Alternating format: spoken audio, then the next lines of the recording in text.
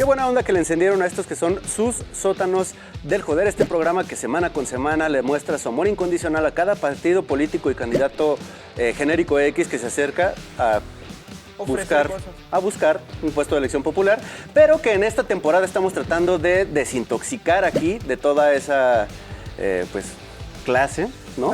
Clase. No queremos más de eso, por lo menos no ahorita en estos momentos, ya después acercándose a la elección, a ver si jalan los tíos que aspiran a la gubernatura. Y las tías también. Las tías y el tío, que aspiran a la gubernatura, pero en estos momentos estoy muy feliz porque tengo a mi lado a mi amiga Rubí Bobadilla, a quien quiero un montón. Y a ustedes. Y a mi pedacito de cielo, al gran amigo de Blancanieves. ¿Cómo le hacen ahora las Gerardo Esparza, a quien amamos.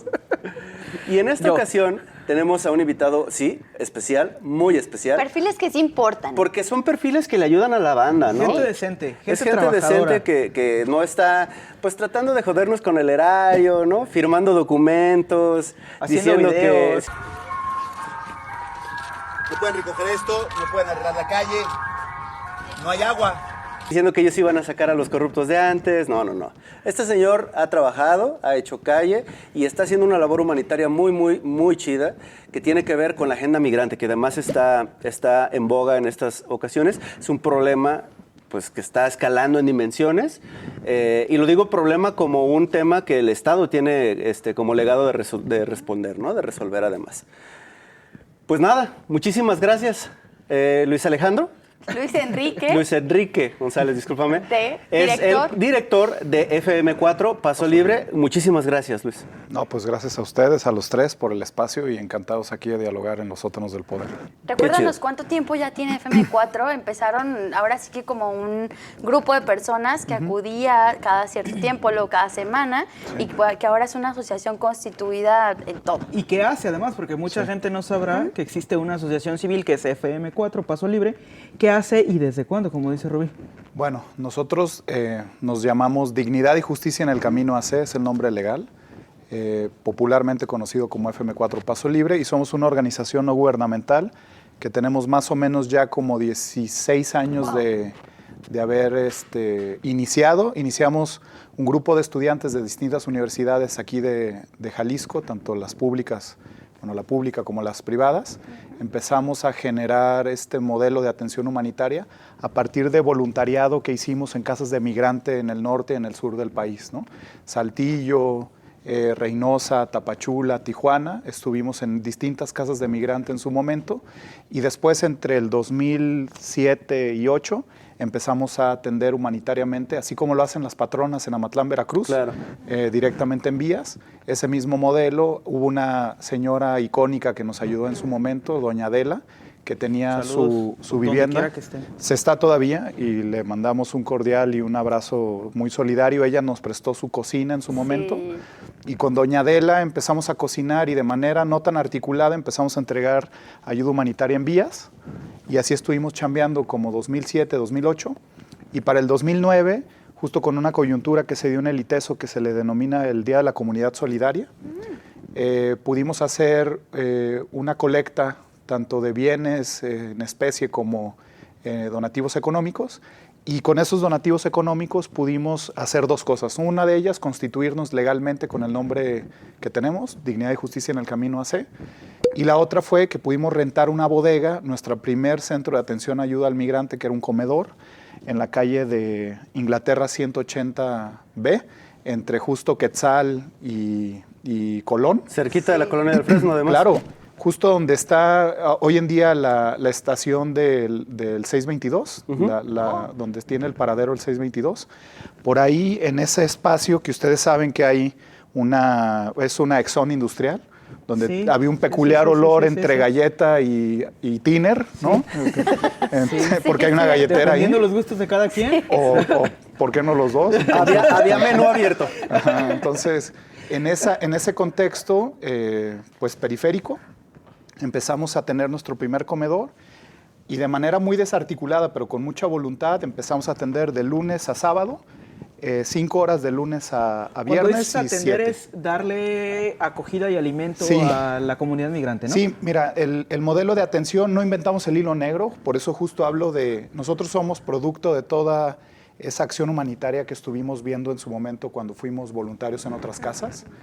Todo lo que hacemos lo traemos, hay un referente con otras organizaciones, ¿no? Con el padre, por ejemplo, la Casa de Saltillo, ¿no? Con el padre Pedro Pantoja, que en paz descanse, que falleció en COVID, ¿no? Con las compañeras, las patronas de Amatlán, que ya van más de 30 años trabajando, con Flor María Rigoni, un escalabriniano que fue de los primeros que inició con estos albergues en Tijuana y en Tapachula. Es decir, toda la experiencia que nosotros tenemos a colación, pues es ahora sí que un cúmulo de otras experiencias de otras casas, ¿no?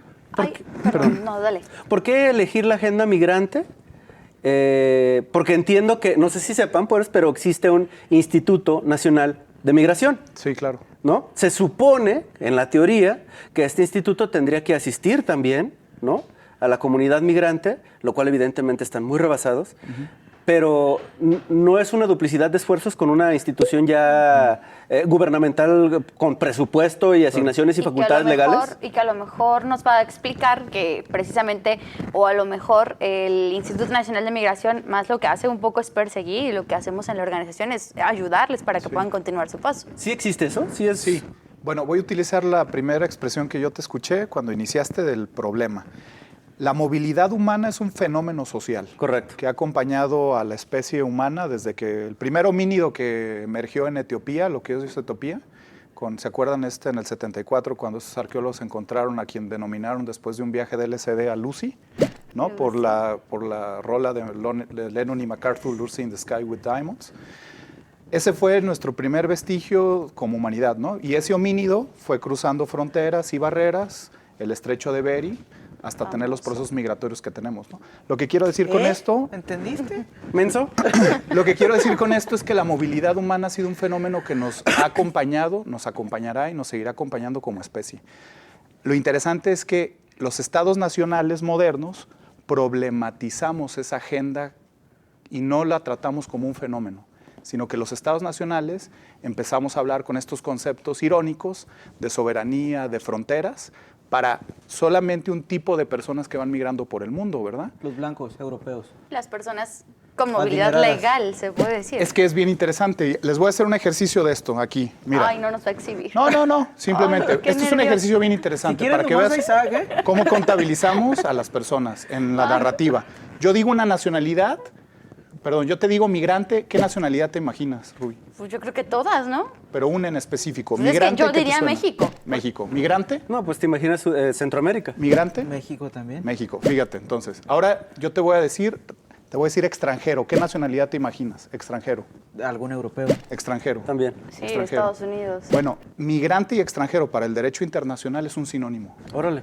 Pero narrativamente hablando, a través de las palabras construimos el mundo y el lenguaje, los postestructuralistas lo dicen. Habla bien bonito. El tener, Sí. el Qué tener, orgullo tener estos perfiles Sí, aquí. sí. A ver si te vas enseñando, Salvador Caro, ¿eh? el tener a una persona migrante, tú te imaginas a alguien de una nación del sur global. Sí. Me acabaron de decir naciones Pero del además sur con global. problemas.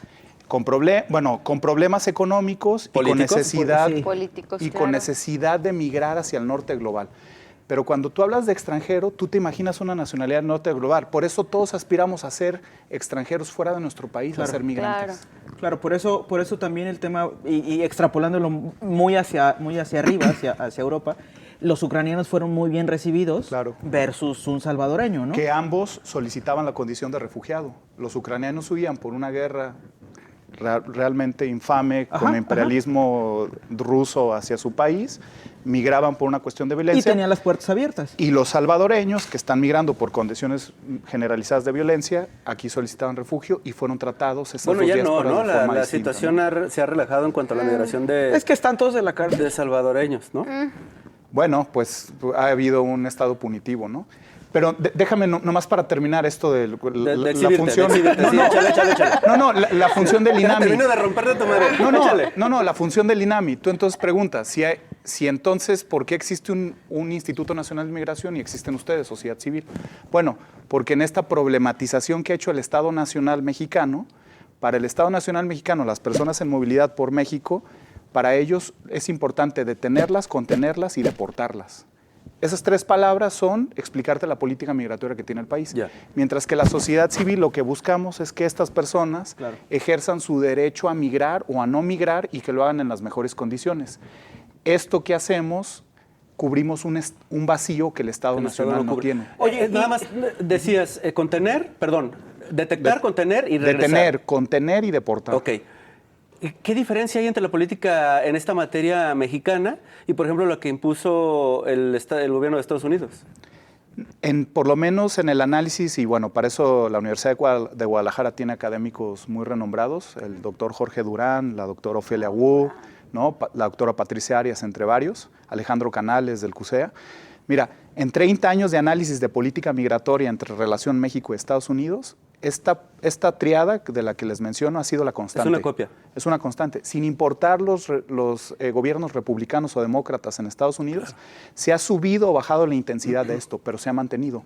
Nosotros hemos funcionado hoy en día y después de COVID-19 como un país que ha externalizado la frontera estadounidense en nuestro territorio. Hacia el sur, ¿no? Y que al final, que lo hemos platicado en anteriores ocasiones, que nos quejamos mucho o volteamos mucho a ver cómo tratan a nuestras personas migrantes en Estados Unidos cuando las detienen y las van a regresar a nuestro país.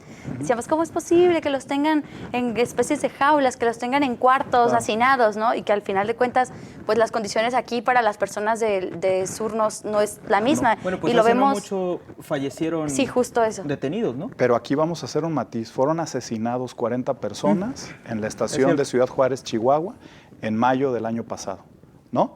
Una tragedia mundial que tuvo una consideración mundial. Porque justo, fíjense la ironía. Hace casi un año. La ironía es que en México desde el 2008, las personas cuando llegan a nuestro país sin documentos no cometen delito, cometen una falta administrativa. Pero el Estado mexicano los trata como si hubieran cometido un delito, porque los encierra en estas cárceles migratorias llamadas eufemísticamente como estaciones migratorias, donde una persona puede estar detenida hasta por 60 días. Cuando cometes una falta administrativa, ¿cuánto tiempo puedes estar detenido? Máximo 36 horas, ¿no? Lo dice 48. el 21 constitucional. Pues una persona, pues es abogada también. Claro. El 21 constitucional dice eso, una persona migrante puede estar hasta 60 días en esas cárceles. Y justo por ese contexto fue lo que sucedió en Ciudad Juárez, Chihuahua. Luis Enrique, dame 2 minutitos de tu tiempo, te los voy a quitar, se los voy a quitar a ustedes dos, todo el equipo. Denme 2 minutitos, seguimos en esta muy interesante plática sobre el fenómeno de la migración con Luis Enrique González, titular de FM4 Paso Libre.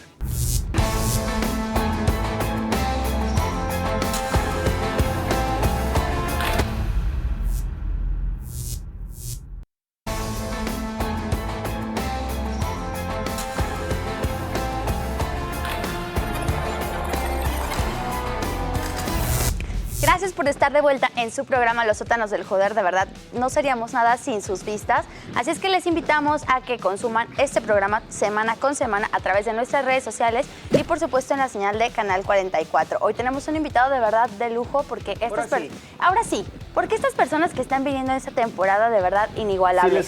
Sí le saben. Estas personas sí le saben, estas personas es más, políticos que quieren hacer propuestas, pregúntenles, pero si no las van a cumplir, mejor no los busquen, no les pregunten. Hoy tenemos a Luis Enrique, el director de, bueno, como yo la conozco, Casa FM4, esta casa en atención a migrantes. Ahorita nos repites tú el nombre oficial constitucionalizado, pero gracias de verdad aquí por estar con nosotros. Yo quisiera, para regresar a esta plática tan sensible que tenemos hoy día, que nos puedas platicar un poco, ya platicamos sobre las necesidades que tienen las personas para migrar, sobre cómo les vemos y lo que realmente son en una movilidad, en un contexto social, pero cuéntanos también cómo están estas personas en riesgo, porque ya no solamente es el riesgo de cuando suben al tren que puedan caer, que puedan fracturarse, que puedan incluso perder la vida, sino que están siendo también atrapadas por el crimen organizado y que también lo hemos visto a lo largo de los últimos 3, 4 años, donde encontramos personas que fueron abandonadas en camiones, en tráileres o que incluso han sido plagiadas por el crimen organizado. ¿Qué hay detrás de todo esto? Sí, pues esta población tiene situaciones de vulnerabilidad muy concretas. La primera, imagínate que cuando no sé si les ha tocado la oportunidad de viajar al extranjero, lo primero que hace el Estado Nacional al que llegas es que tú llegas con el oficial migratorio y te estampa tu pasaporte, ¿no? Eso significa que tú estás ingresando a un territorio y hay algo que acredita que tú como persona estás dentro de ese territorio. Cuando tú viajas sin documentos y cruzas una frontera de manera irregular, eres un fantasma para ese Estado Nacional. Por eso es que si eres proclive a una desaparición o a un delito de la macrocriminalidad, pues realmente No cómo pasa nada, acreditas no pasa nada. y cómo acreditas que estuviste ahí Claro. o que fuiste Claro. sujeto a ese delito, ¿no? Y por eso es que esta población sistemáticamente, por lo menos tenemos documentada sociedad civil y también periodistas, que al final de cuentas ustedes han sido los que han sacado a la luz todo este tema de la necropolítica que vive esta población. Los casos de San Fernando, Tamaulipas, en el 2010, ustedes se acuerdan, en agosto, donde 72 migrantes fueron asesinados de la forma más cruel y artera, 49 torsos en Cadereyta, en Nuevo León, ¿no? Y poco a poco se han sostenido las distintas masacres que han sido perpetradas por, pues no solamente delincuencia organizada, sino también por aquiescencia o complicidad del Estado, como lo que pasó hace poco en la estación migratoria. Era una estación migratoria que Pues estaba estaban a su administrada por el Instituto Nacional de Migración, Estaban a su cargo. y después de esa tragedia, el comisionado que en ese entonces sigue estando como comisionado. Increíble. ¿No? Entonces, me parece que es una población, por esa situación que vive, esas situaciones de vulnerabilidad. Y ahora, la otra, todas estas noticias que hemos sabido hoy en día de personas que han sido detectadas en hoteles, en lugares, en espacios, es tan difícil encontrar 74 personas, 95 personas, 54 personas. Es tan difícil de verdad para el Estado pasar desapercibida esa cantidad de personas en áreas metropolitanas, en lugares concurridos. Realmente ahí uno tendría que preguntarse, ¿no? ¿Cuál Oye, es Enrique, el papel que está jugando? si incluso los partidos políticos están utilizando a personas migrantes Claro, para asistir, nutrir, llenar, generar como esa percepción de De lleno Santiago total. Taboada en Ciudad de México no vas a estar hablando. ¿eh? No, o sea, y no, y hablo de todos los partidos. Lo vimos en Morena, lo vimos en el PAN o la alianza esta pedorra.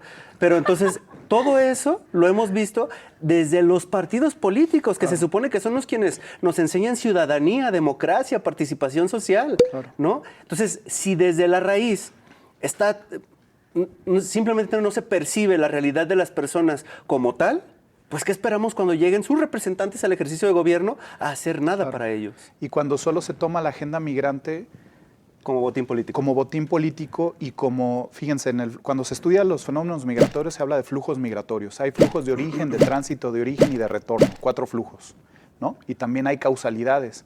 Puedes migrar de manera forzada o voluntaria. Pero la agenda política siempre tiende a solo pensar un flujo migratorio, los mexicanos en el exterior. Porque los otros flujos no les No da un importan, rédito no significan. político Ujú. porque no votan, ¿no? Entonces, realmente no hay un beneficio. Pero el que existe este fenómeno, cosificar a una cifra de personas migrantes para que generen la impresión de lleno en un evento No, pues proselitista. es completamente deleznable. No, y lo hacer contrario eso. también, ¿no? O sea, utilizar estos flujos migratorios como política pública de miedo, ¿no? O sea, va a llegar Ah, sí. cualquier cantidad de migrantes y te van a quitar tu trabajo, Claro. van a saturar los hospitales. ¿Cuál Y es cuando, un paréntesis ahí, pues cuando necesitamos mano de obra, incluso ya se tendría que estar legislando para poderles ofrecer Sí. trabajo, ¿no? Bueno, legislar. Miren, un dato que es como muy característico cuando se quieren desmontar estos discursos de odio xenofóbicos, ¿no? Porque, porque son réplicas. Este discurso que tú mencionas lo mencionó Donald Trump durante su gestión, ¿te acuerdas? ¿Se acuerdan? Bueno, ese mismo discurso de nos llegan a invadir y a quitar empleos se desmonta tan simple como decir la cantidad de personas migrantes según el censo de INEGI del año 2020. Dice que en el país personas extranjeras viviendo en México ni siquiera es el 1% de los 126 millones. Y que en este ya contábamos a personas migrantes. Claro. Y personas, sí, claro. Y si ese menos del como 0.86% en términos demográficos lo analizas, la mayor parte de esta población son niños que nacieron en Estados Unidos y que se vinieron con sus padres. Entonces, realmente, en términos prácticos, no somos una nación que acoja migrantes. Estados Unidos, su población neta, 15% de ellos son personas migrantes. Oye, y aquí pese no a se todo quiere el ni, mundo. no, Pese no a llegamos eso, ni al 1. Pese a eso somos ¿somos un país xenófobo? Yo creo que hay actitudes y momentos donde la xenofobia, pero te voy a dar una categoría. Para mí, no empato con la categoría de xenofobia. Me parece más correcta una categoría de una filósofa española que se llama Adela Cortina, que habla de la aporofobia. No es solamente el miedo al otro No nos por gustan ser los distinto, pobres. sino no nos gusta la pobreza, ¿no? Entonces, me parece que eso ha sucedido. Ahora te lo voy a decir, en Guadalajara, Jalisco, en Tapatilandia, me parece que somos una sociedad enteramente solidaria y fraterna. Qué chido. Porque nuestra organización es prueba de ello. Porque les voy a decir, hay 2 pilares de la organización. Y no solamente de la nuestra. Les puedo decir que el albergue del refugio del párroco Alberto Ruiz en el Cerro del Cuatro, las hermanas Vicentinas en la Venta del Astillero, Casa Scalabrini, Aldea Arco Iris, GDL Sur, que son homies deportados, las compañeras de Caminantas, una colectiva, el programa de Asuntos Migratorios del ITESO. Varias organizaciones nos hemos congregado para formar algo que se llama la Alianza por la Movilidad, y la mayoría de ellos decimos que tenemos 2 pilares por los cuales funcionamos. Personas voluntarias, en nuestra organización hay más de 70 que son voluntarias, y personas donadoras. Sin esos 2 pilares no funcionaríamos. Oye, ¿qué se necesita, digo, para que la gente sepa, qué se necesita para ser Digamos, o en esos- voluntario en es- o donador en FM4? En FM4 y en todos estos espacios que mencioné, se necesita eso, voluntad de acudir y de decir, mira, yo puedo dar esto en especie, o esto preparado, o puedo dar mi tiempo. O no puedo hacer estas 2, pero sí puedo darte este donativo económico para que sigan subsistiendo. Y esos lo aceptamos todas estas organizaciones que di. Al ¿Y ser cómo una se, so- cómo se los hacen llegar? O sea, el tema de dinero en efectivo es... Bueno, como tenemos procesos de transparencia y rendición Aquí de hay cuentas, podemos poner aquí, se hacen transferencias o depósitos bancarios y nosotros damos un recibo deducible de impuestos.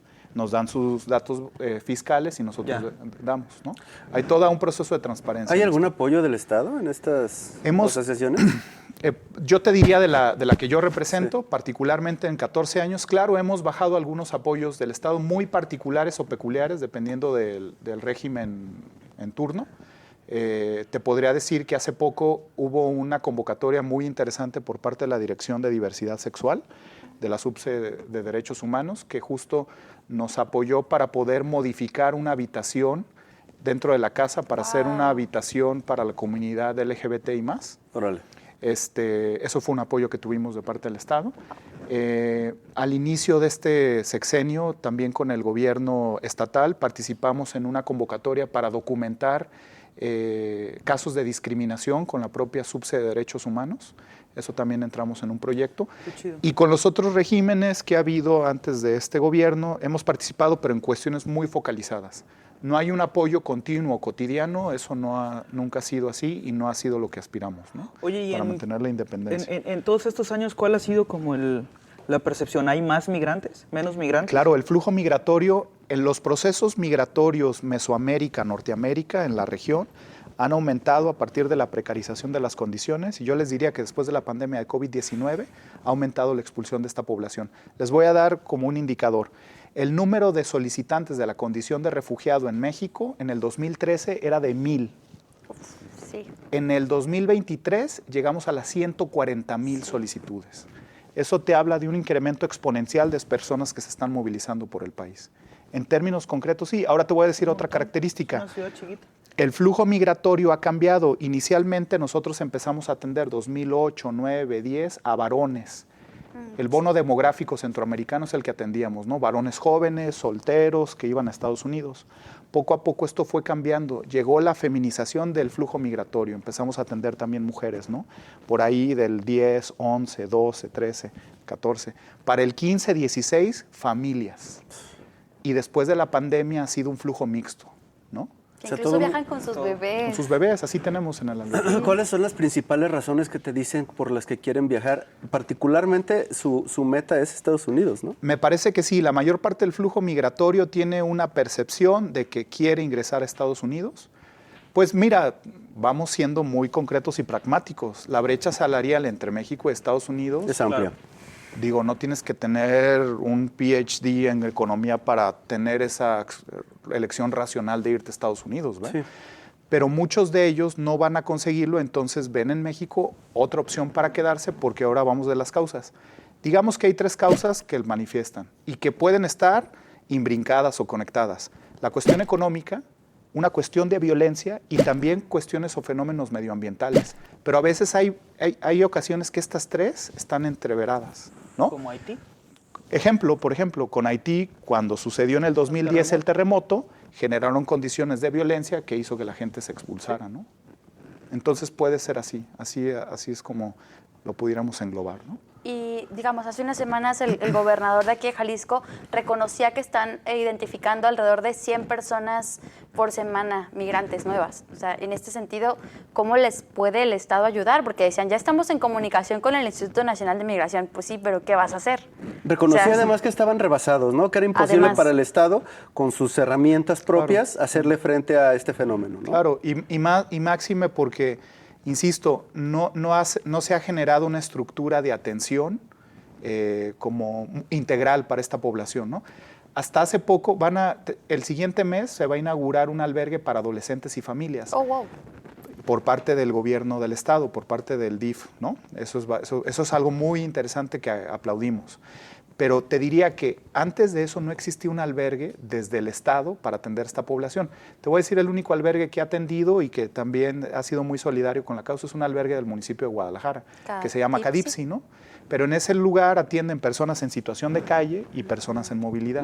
Pero fuera de ese, dentro del área metropolitana de Guadalajara, éramos sociedad civil. Bueno, pues hay un esfuerzo al fin, ¿no? Porque este fenómeno se ha atendido, están recibiendo apoyo, lo cual es muy plausible por parte del Estado. Luis Enrique, te agradezco muchísimo por haber venido a darle una vuelta aquí al sótano. Sí. La productora me está hablando desde los cielos y me dice, ya ahí muere. Agradecerles muchísimo a ustedes, de veras, muchas gracias por venirte a compartir. Pues a ustedes. Que no sea la última ocasión. Sí, y que se acerquen todos los televidentes y youtubers, que se acerquen a apoyar a todas estas organizaciones Simón. De manera solidaria y Apoquínenle, recordar que ningún ser humano es ilegal. Sí, Así es. sin duda, ningún ser humano es ilegal. Con esas reflexiones quedamos. Muchas gracias por quedarse en estos que son sus sótanos del joder. Nos vemos en el que sigue.